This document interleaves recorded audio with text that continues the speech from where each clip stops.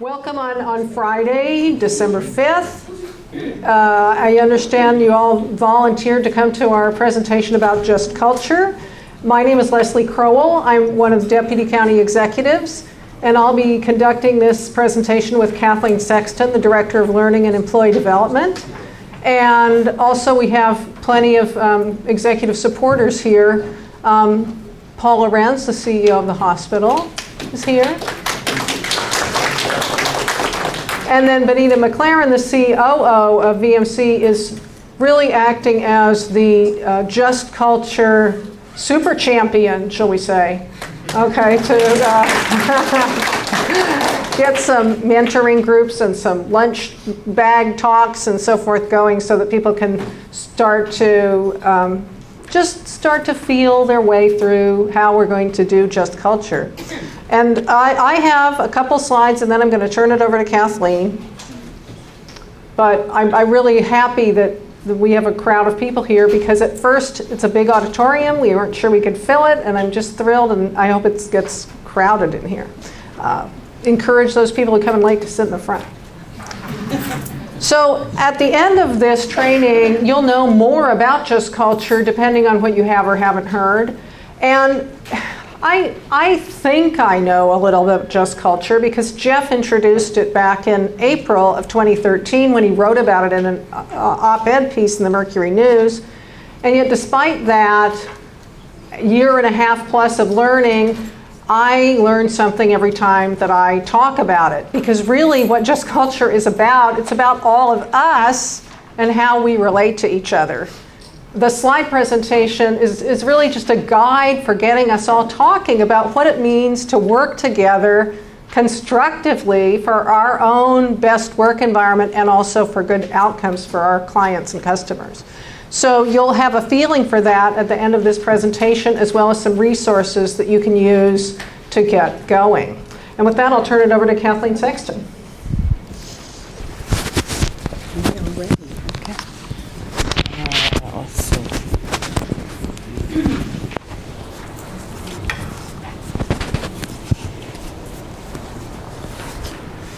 Clicker. Okay. As we change our gear, because we're recording this session, so that's why we keep toggling back and forth. So good afternoon, I'm Kathleen Sexton, and I wanted to just get a sense of talking about, what is it and what do you know about it? So I'm curious about, what have you heard so far?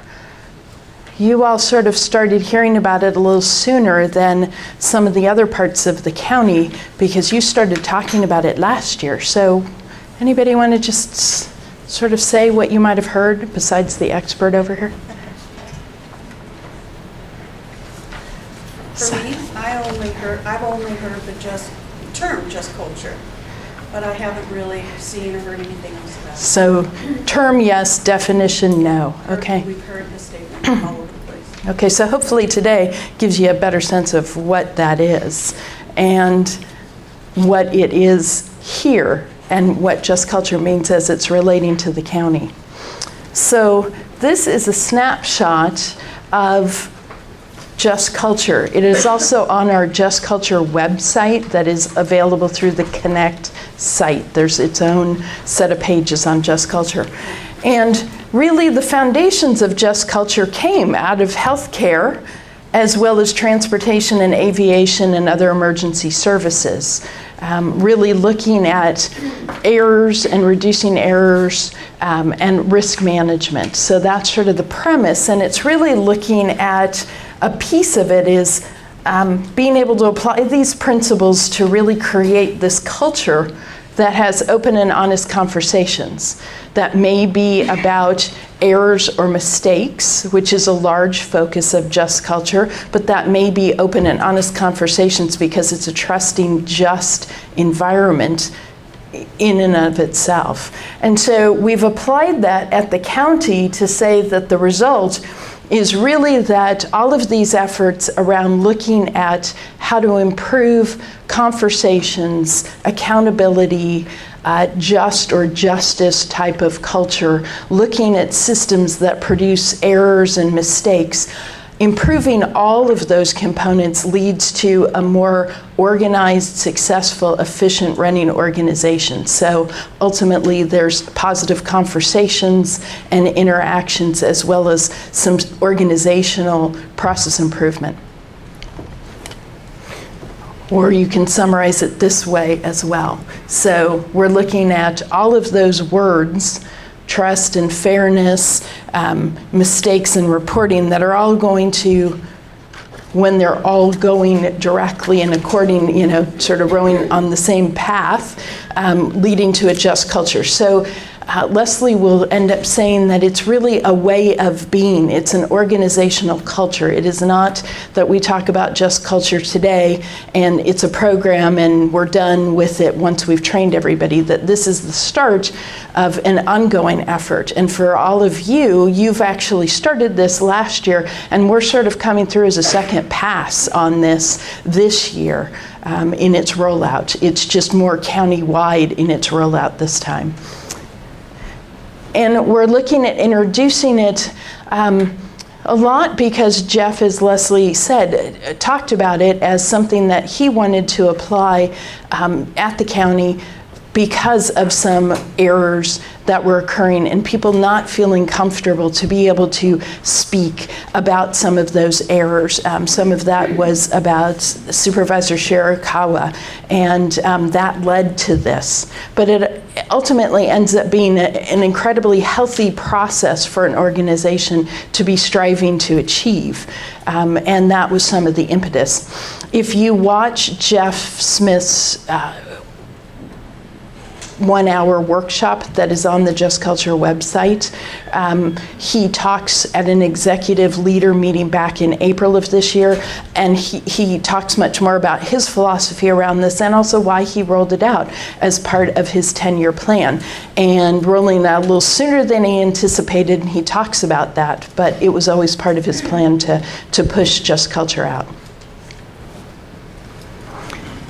So a little bit more about, well, what is it as it relates to the county? What we've been working with is really the three kind of fundamental pieces of JustCulture. So there's pieces that are looking at systems and processes and procedures, and are they working, or are they promoting errors and mistakes and failures, and looking at if those aren't working correctly, other parts of the organization don't work correctly. Now, I think that healthcare is kind of a head start because a lot of your requirements in doing the work you do have you look at these system errors and reporting errors and doing some root cause analysis of why they weren't working. So your processes, as you're mandated to do, really have you starting on this piece in just the nature of your work.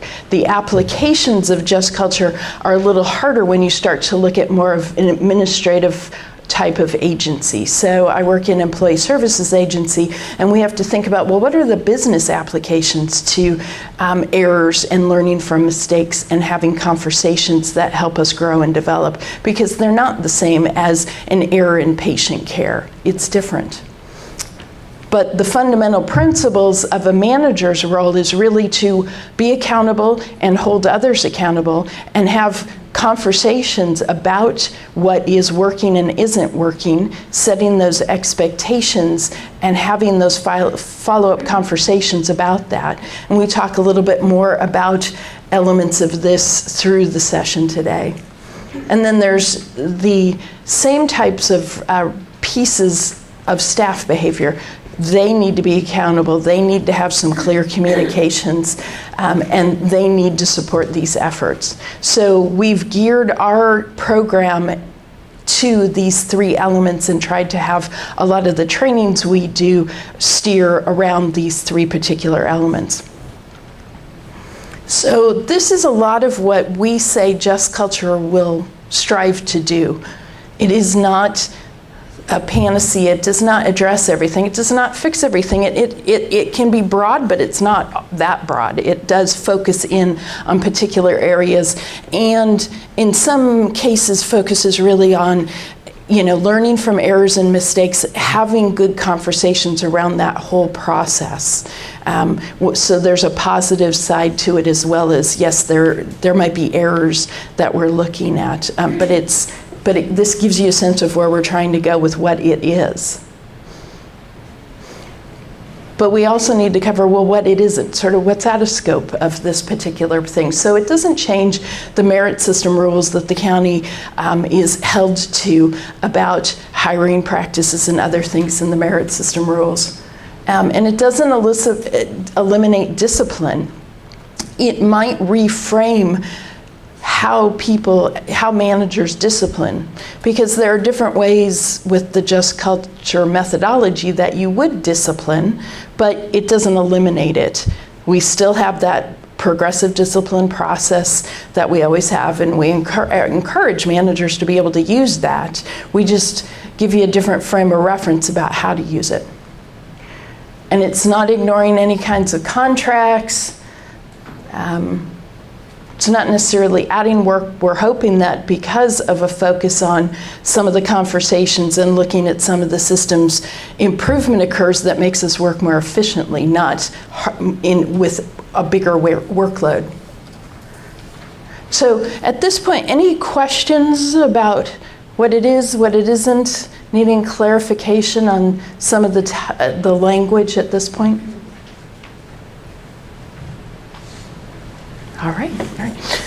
So I'm going to briefly show you some of the learning components that support this initiative, but ultimately it's what happens in the conversations back in the units and in the departments that makes JustCulture come alive, not what we're talking about in the trainings about JustCulture. So like I said, we geared a lot of our programming around these three key components. So right now, we're doing this particular course, and Leslie and I are going out to all the agencies and doing this course to large and small groups of executive managers and supervisors to get this message out. We have a group of people that are being trained by us in learning employee development and the county exec's office to go out and do trainings to staff about JustCulture individual behavior. So that is an additional course that we have a force of people that we are training to go out and do that training. And people from VMC, HHS as a whole have been going through those trainings up till this point, and then we have another large group of just VMC folks going through this Train the Trainer in January. This systems course has been modified pretty much every time I think we've had Jerry Talley teach that. If you haven't experienced Jerry, he's a brilliant guy teaching about systems and processes, how you analyze them, how they support or don't support the work, tools around that from the 5 whys to macro maps, root cause analysis. So the course that will be offered starting in I believe it's January and February, is now a half-day course on JustCulture systems. And that course is enrollable through SCC Learn, and those courses start, the registration for those courses starts at the beginning of January.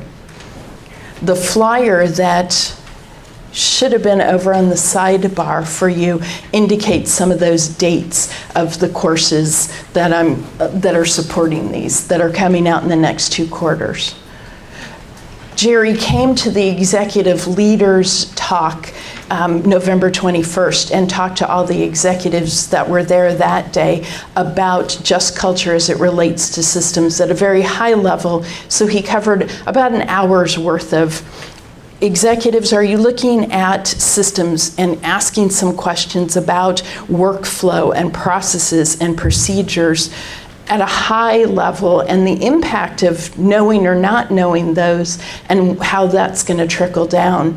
And then the idea is that executives would send additional folks to this course and Jerry's other course on process improvement, which delves into much more actual tangible tools in process improvement. So that all is starting again at the beginning of January.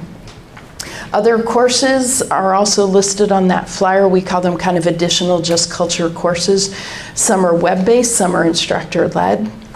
And then there is a website, and I will show you the link to be able to get to that website that has information about JustCulture and the courses, as well as any new information that we're hearing. We hope that next year we'll start to have some video clips of people in departments who can say, we applied JustCulture and here was the impact it had on us. We're starting to hear those stories in our training, and we need to capture them and start putting them out so people see that there is change that's slowly happening with this process. So these are the three we call them core courses. And then these are the groups, the waves as we call them, of different agencies that are going through the train the trainer to roll out that individual behavior course. So ultimately we would touch all staff, all managers, supervisors, all executives would understand what this is that we're trying to do as our first kind of pass at JustCulture. Then we'll be coming back and having ongoing dialogues so that it's not, like I said, a one-time set of training, but an ongoing way of being, organizational culture that we start to embed in the County of Santa Clara. So this is the flyer that you have. It got revised. This was the one that we were using for 2014. So hot off the press that you're getting an advanced look at next year's courses. And that this is our website that has Jeff's video, some of these other key slides, so that if you wanted to have a conversation with your group and say, I want you all to go understand a little bit about JustCulture, that you can take a look on this site for that. So with that, I'm going to turn it over to Leslie to talk about manager's role in this process.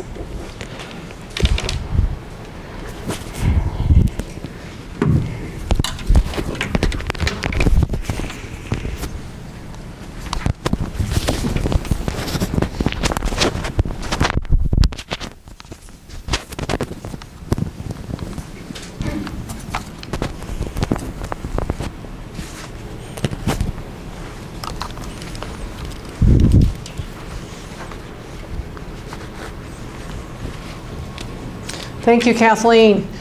So manager's role compared to team members' role, compared to executive's role, you may wonder, what is the difference? And it's very subtle, actually, because frankly, we all have the role of paying attention, of wanting to sort of work out loud and speak up about our work.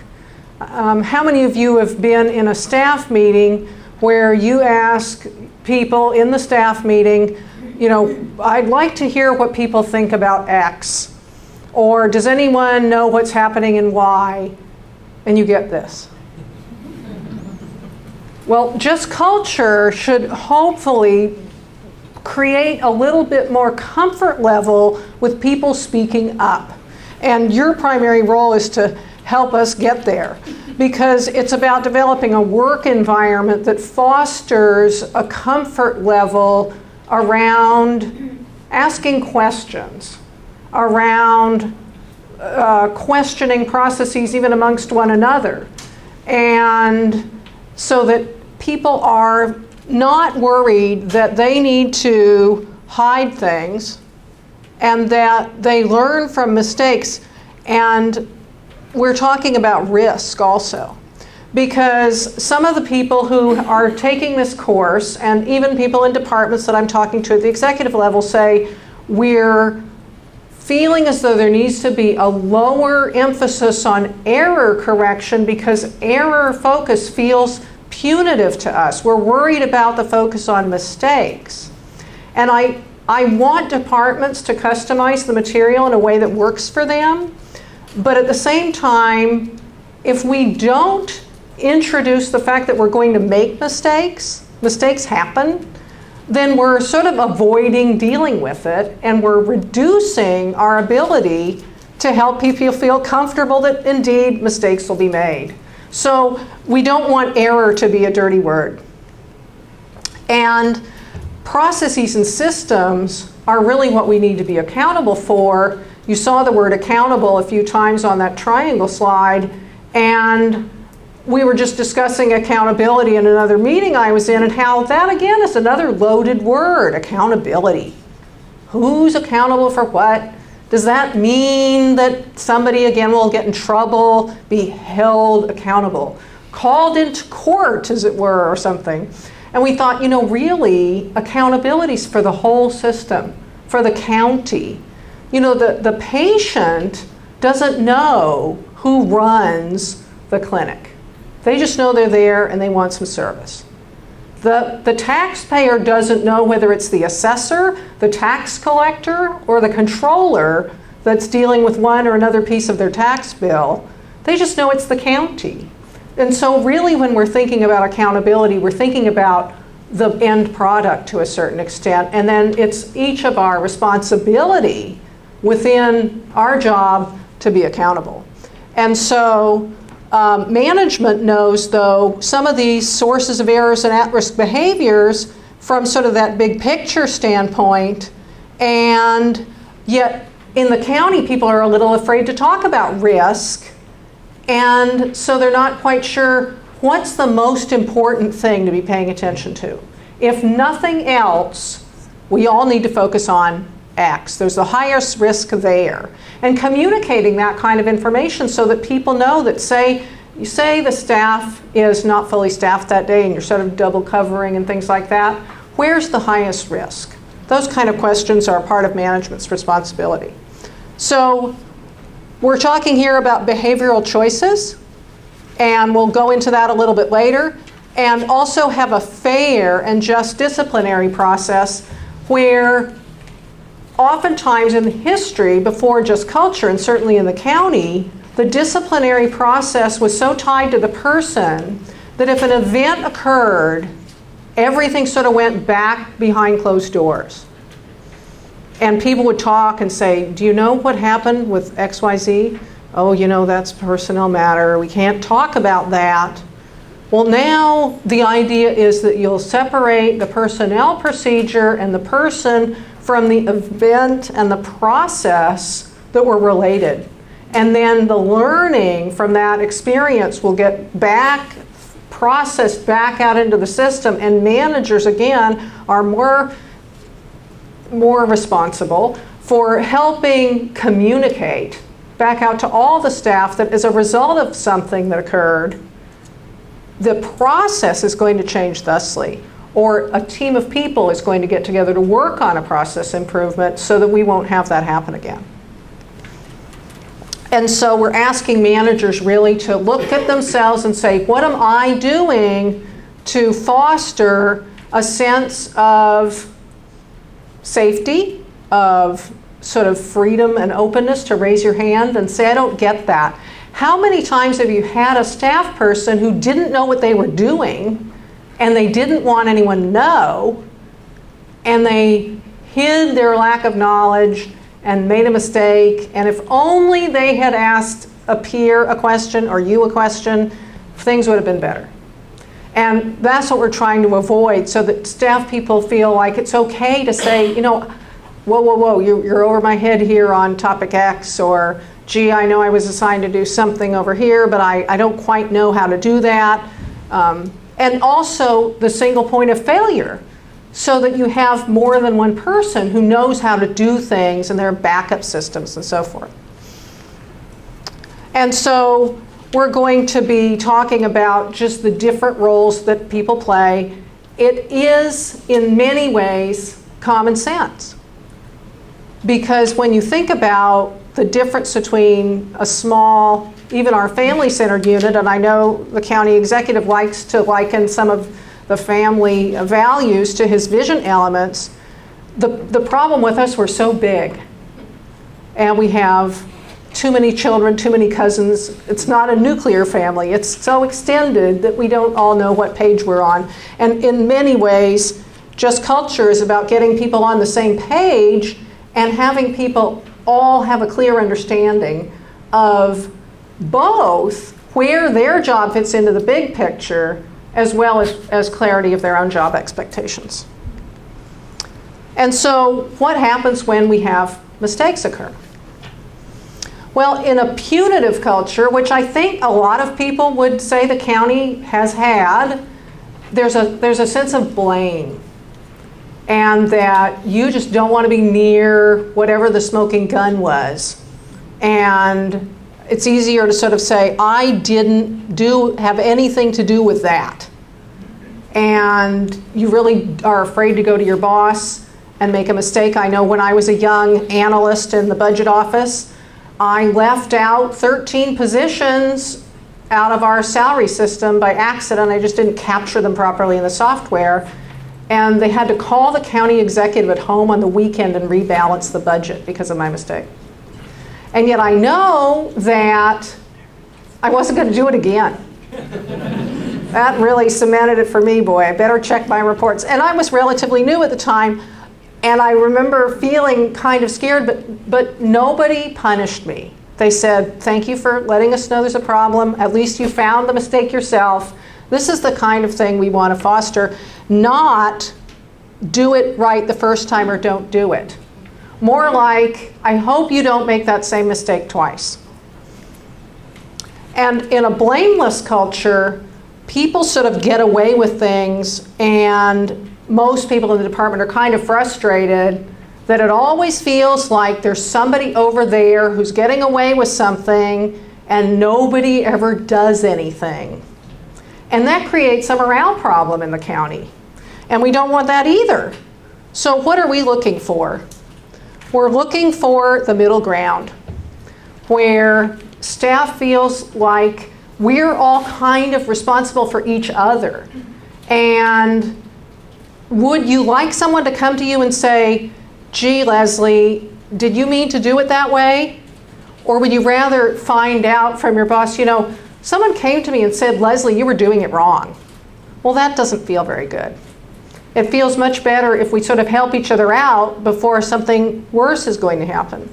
And what you don't want to do, you want to focus on discipline for the repeater, the negligent, or the sort of, I don't care.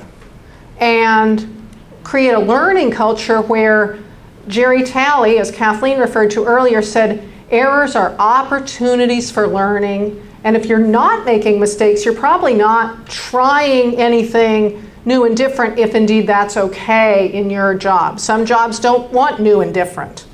And Amy Edmondson, who's a specialist at Harvard, she'll talk about framing the work. That in some places, the job of the boss is to frame the work so that in some places you know that there's a standard, it's always X, and in other places you can try all kinds of things and it's okay. And so there's human error, there is at-risk behavior, and there's reckless behavior.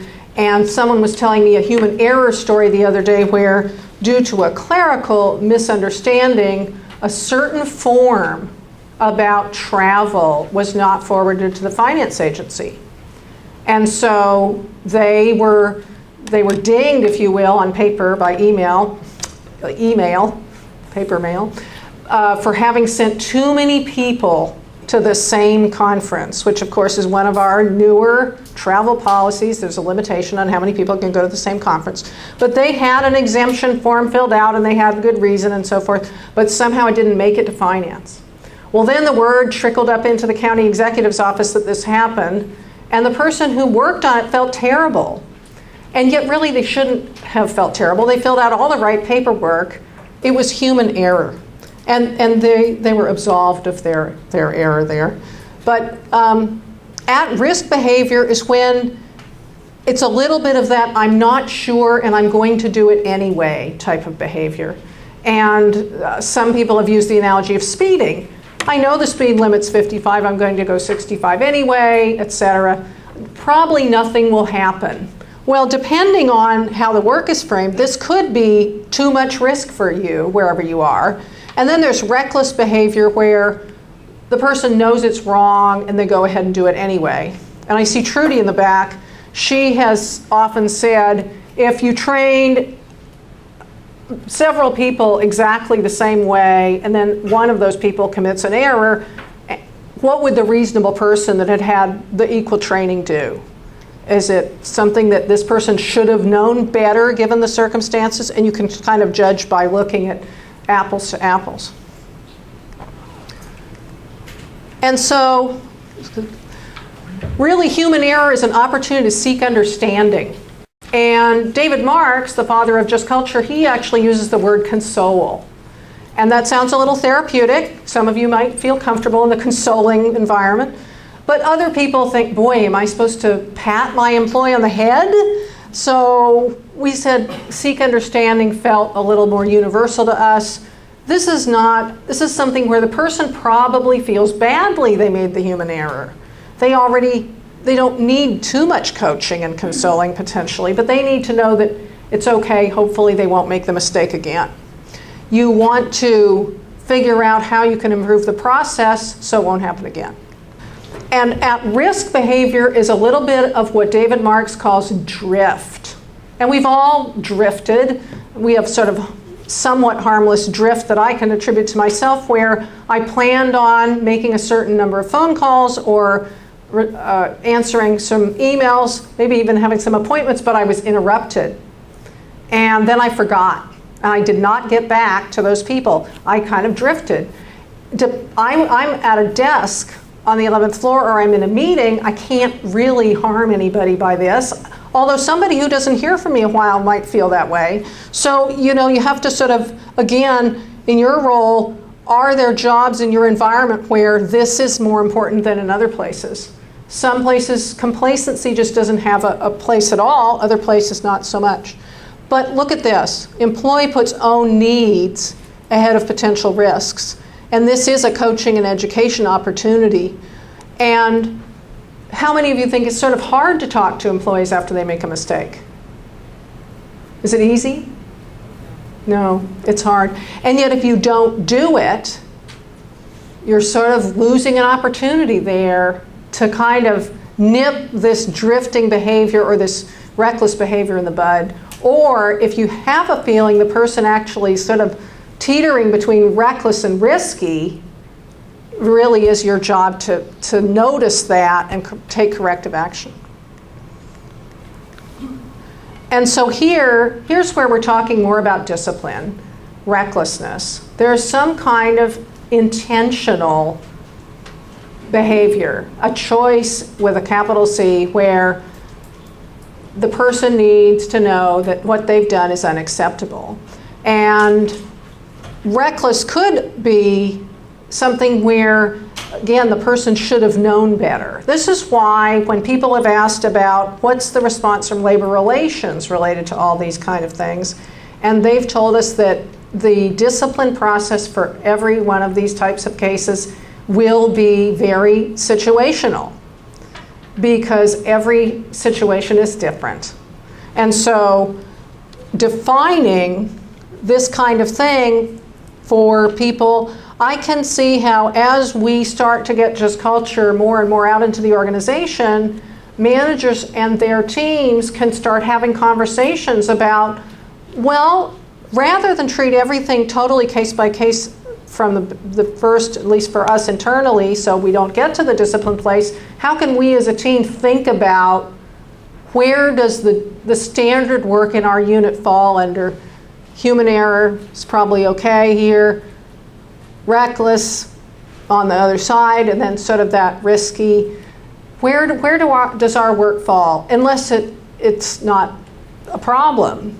I don't think that in the budget office, my not calling a person back is a problem. On the other hand, if I leave the positions out like I did earlier, or if I get information, say, about a revenue estimate that would help budget additional dollars, and I ignore that, then I've definitely taken a risk or I'm being reckless as far as the county financial situation is concerned. So it's good for people to have sort of clear expectations about where the risks are in their respective jobs. And so you want to evaluate the nature of errors and develop process improvements. What makes it easier for everyone to do the right thing, whatever that right thing is for you, to achieve the best outcome for your patients, your customers. And then take appropriate action if there are errors, and then get the word back out. This is sort of a circular process, if you will. And so take about 10 minutes to talk among your groups about, have you ever found yourself drifting into risky or reckless behavior at work? And are you currently analyzing these types of errors? And did you ever have a situation where this kind of thing cropped up and you actually needed to deal with it? So we can do that until a little before 3. You can just get together with those you'd like to talk with. So, from the volume in the room, I am thinking that there was some good discussion going on there. We're hoping that this is driving some initial thinking about, what was reckless and how did I manage some of that. There is another conversation starter that is in your set of materials that you may want to take back to one of your departmental meetings and have a conversation about that to carry on the thinking around JustCulture as it relates to errors and mistakes and those 3 behaviors in a JustCulture. So that might be something to go back and work on. But what we wanted to cover is really the next or last module. So we've talked about the manager's role in JustCulture, and we looked at what are those 3 different cultures, JustCulture being the middle ground, and what are the different types of behaviors, and how would you use your management style to coach or educate or do some discipline around. The last one is really that we wanted to focus on is that JustCulture is really trying to look at how are we learning from failure and think broadly about failure and looking at, why is it important to be thinking about that?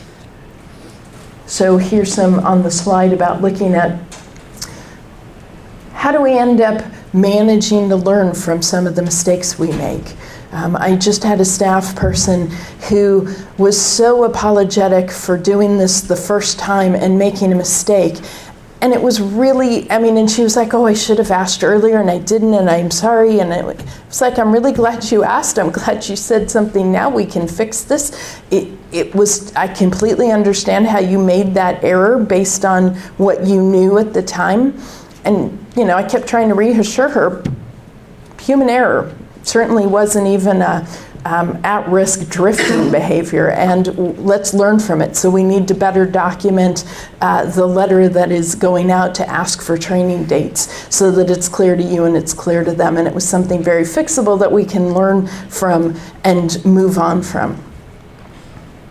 So a piece of that is looking at how do we create what's called a psychologically safe environment where people feel comfortable to disclose and then have a discussion around it. And a healthy discussion, not a pointing fingers, blaming you did, she said, but a healthy discussion. So that's part of what we're looking at wanting to educate people on, give people information about. So this is just sort of a first step into helping you to create psychological safety in the workplace, so that it is feeling like people aren't going to have all of these happen. Some of the consequences, besides obviously being able to hear about errors, being able to fix mistakes, that you're really creating much more of an engaged organization. The motivation increases, your retention could increase, so there are some expanded benefits or consequences of this type of environment beyond just that we're fixing that problem, we're looking at that system.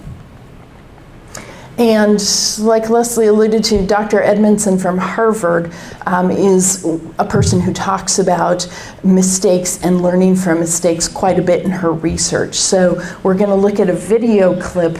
It's a snippet of a piece of an interview she was doing with the Harvard Business Review where she's talking about this. And then we can, if you Google Amy Edmondson and HBR. You can see the entire article as well as the entire clip if you wanted, and there is an article you can buy through HBR that talks a little bit more about how she goes about recommending things she's discussing in this clip. So let's see if this works, because this is new, and I think you might have to click, Adrienne, on that.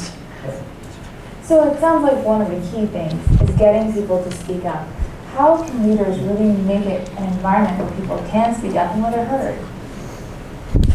It is a crucial question. How can leaders create an environment where people feel free and comfortable to speak up with not just certain disasters, but their worries, their concerns, their maybe this isn't quite right kinds of ideas. And in the article, I suggest a set of strategies that I really do consider from my research as the best practices. And they start, interestingly, with framing the work accurately. And by that I mean leaders are in a position where they can explain the meaning and nature of the work that we do. If we do high volume manufacturing of automobiles and we want them to be exactly the same and perfect every time, that suggests one kind of work environment. That suggests an environment where it's got to be absolutely safe for people to speak up when they see something that looks just a little off, a little wrong, and to sort of stop and immediately figure out how to get to the bottom of it. If we're doing work that's in a scientific laboratory and we can assume that 70% of everything we try will go wrong, will fail, and then the leader's job is to make sure everybody realizes that so that they are in a position to make more failures more quickly than the competition and have discovery faster. So job one for the leader is to start with frame the work accurately. Tell the story of what kind of work we do and how failures fit into that. The second thing is embrace messengers. Don't shoot them, embrace them. It will never feel like a happy day when someone comes to you and says something's wrong. Resist the urge to get annoyed, frustrated, and take it out on them. Instead, celebrate and thank their willingness, their courage to come forward. A third strategy is to set up structures and processes through which the failures that do occur are learned from carefully. Multidisciplinary teams, systems, protocols that help people do this well, because our inclination is to just do it quickly and get back to the real work. That is part of the real work. Okay, we need to go back and do our editing a little bit there, because that's the one snippet we wanted you to hear, and that spending the time on this is the real work is something that we think is really key to this, that taking the time to do that analysis, have those conversations, bring other people involved in that error process to learn is the work that the manager should be doing. So, understanding the concept of what psychological safety is, Dr. Edmondson isn't the only one who's written about it, but she has quite a bit on that. Framing the work she has talked about. Embracing the messenger. But then in her article, she also goes on to really acknowledge the limits. You know, what you're open to as far as a mistake and not. So where does it fit in that human error, at risk, reckless? Invite participation into looking at what occurred and how could we learn from this? What are we going to change? And setting boundaries and holding people accountable. So that, again, you're not just dismissing and what is going on in the error or not providing discipline, but you're really making sure people understand what are the expectations that you're going to hold them accountable to. So that's the other piece of this. What we wanted to do is just have you briefly go back to those groups that you were talking with, maybe 5 minutes. Think about what's the psychological safety level on a scale of 1 to 10 in your department, and how would you maybe just bump up that safety level a notch, 1 or 2 notches? What would you need to do in your role to make that happen? So if I'm looking at the clock at 10 10 after, let's go ahead and reconvene and we'll do some wrap up of additional information and next steps. Cheese theory of failure, so that if all things line up correctly, you can actually, have a very large failure. And how do we end up trying to avoid that? Or how do we analyze it when that's occurred? The importance of looking at systems and where there might be these holes in the systems that create a bigger error. And examples of what system failures might look like. The technique of the 5 whys, so just keep asking why and why did this happen and why did this happen to try to understand the root cause. So it's a sort of very simple root cause analysis tool. Another quiz.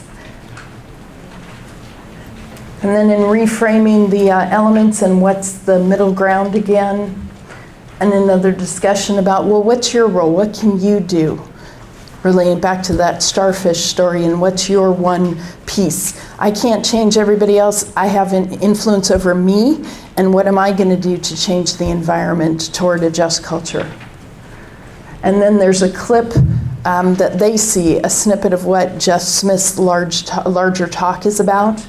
And then getting started, what are some of the pieces that they can start doing, the small steps?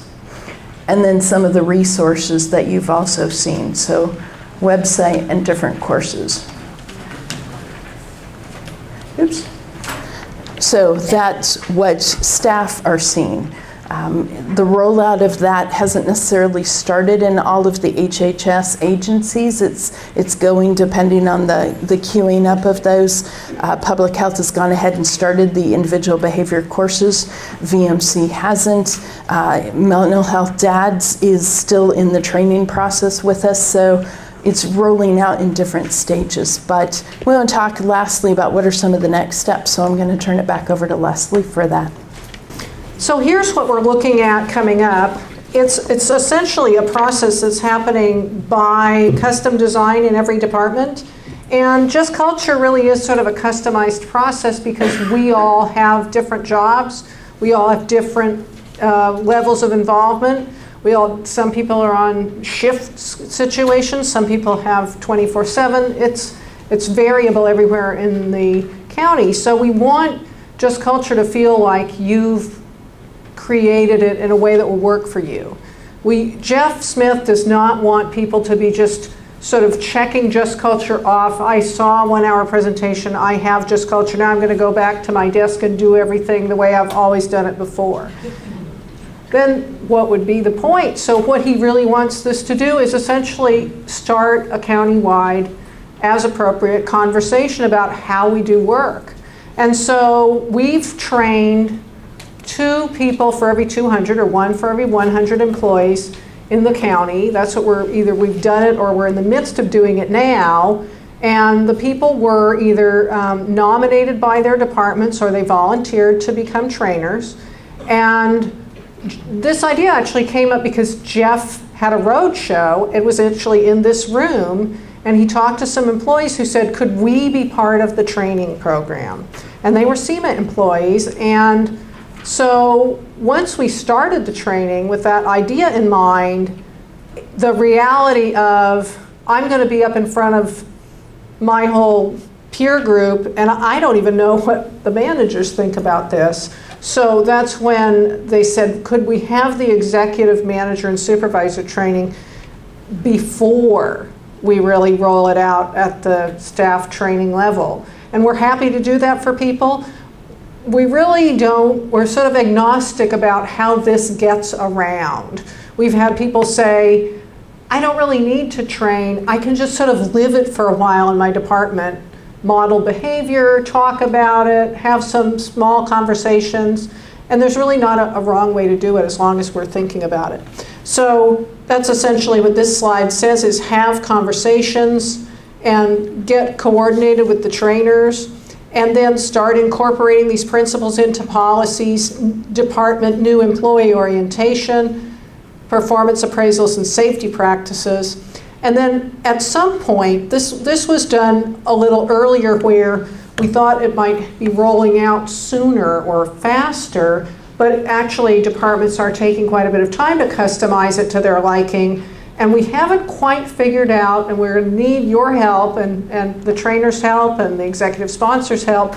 How do we measure whether this is working? Whether it's something that is sort of worth the investment. Now, we believe it's worth the investment, but how would Jeff Smith say prove that to the Board of Supervisors? And I'll just leave you on that note there. It's a big question, but I'm happy to answer any questions you have, and Kathleen is here as well.